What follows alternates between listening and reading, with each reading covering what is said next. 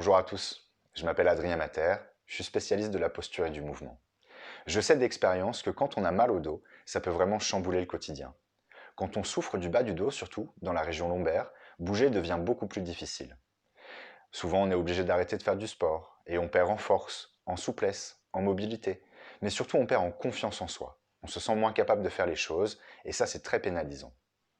La mobilité réduite, ça écrase le quotidien. La marche devient pénible, le sommeil est de moins bonne qualité, et c'est plus compliqué aussi de profiter de ses proches ou de jouer avec ses enfants. Même mentalement, on est moins disponible, on est plus replié sur soi-même, irritable. Et c'est normal, puisqu'on souffre. On a mal au dos pour différentes raisons. Ça peut être à cause de pathologies, comme la scoliose ou la spondylarthrite ankylosante. Et là, en parallèle du suivi médical, il faut trouver des solutions pour mieux vivre au quotidien. Mais souvent, on constate que c'est une mauvaise posture au quotidien qui crée la plupart des douleurs. On a un mode de vie un peu antiphysiologique. On est fait pour bouger, mais on passe beaucoup de temps assis et assis sur une chaise. Le problème de cette posture assise prolongée, c'est qu'elle place le bassin et le bas du dos dans une position très défavorable. Du coup, là aussi, il faut trouver des alternatives. A l'inverse, peut-être que dans votre travail, vous devez rester debout longtemps ou faire de la manutention. Et là aussi, si on n'a pas les bons réflexes, si on n'a pas une bonne conscience du corps, on peut se faire mal. Une troisième raison pour laquelle on a mal au dos, c'est une activité physique inadaptée. Souvent, on pense que pour protéger son dos, il faut renforcer les abdominaux. Et c'est vrai, mais il y a des façons de faire qui peuvent être très défavorables. Comme le relevé de buste par exemple. Celui où on enroule la tête et les épaules. Celui-là, s'il est mal fait, il met beaucoup de pression sur le plancher pelvien et sur le bas du dos. Le gainage était une forme de travail très recommandée dans le traitement des douleurs lombaires. Le problème de cette contraction statique, c'est qu'elle a tendance à figer le corps.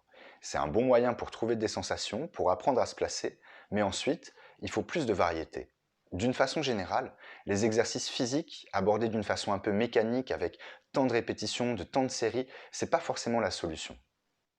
Quatrième raison pour laquelle on a mal au dos, c'est une respiration qui manque de liberté.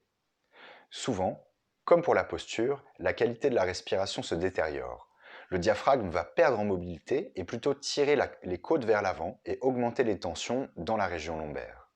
Là aussi, il faut trouver des moyens de redonner du mouvement au diaphragme, de trouver plus de richesse dans l'inspire et dans l'expire. Une dernière raison pour laquelle on a mal au dos, c'est le stress. Les tensions mentales vont se manifester dans le bassin. Elles vont contracter les muscles profonds qui longent la colonne vertébrale et qui tapissent le bassin. On connaît tous l'expression « en avoir plein le dos ». Du coup, si on veut réduire les douleurs au quotidien, c'est important aussi d'apprendre à se relaxer et à détendre les parties qui sont figées.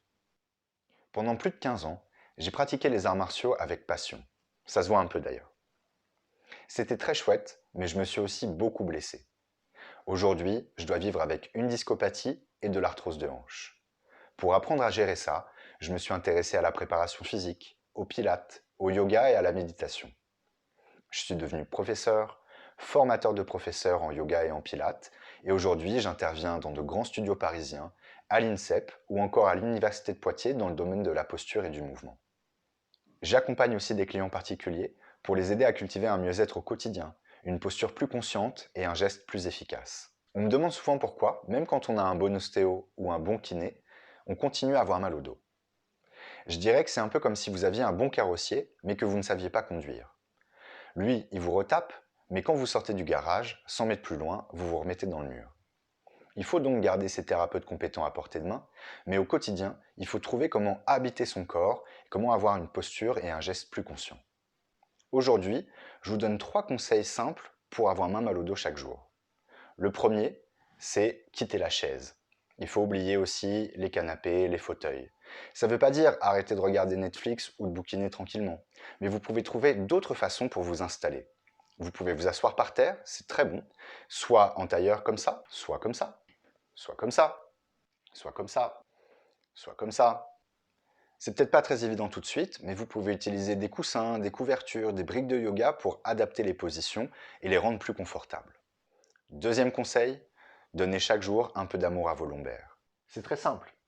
Passez chaque jour un petit quart d'heure dans cette position.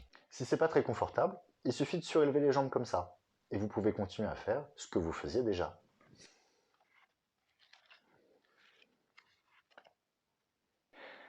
Troisième conseil, Passer un peu de temps pieds nus chaque jour et marcher sur un sol inégal.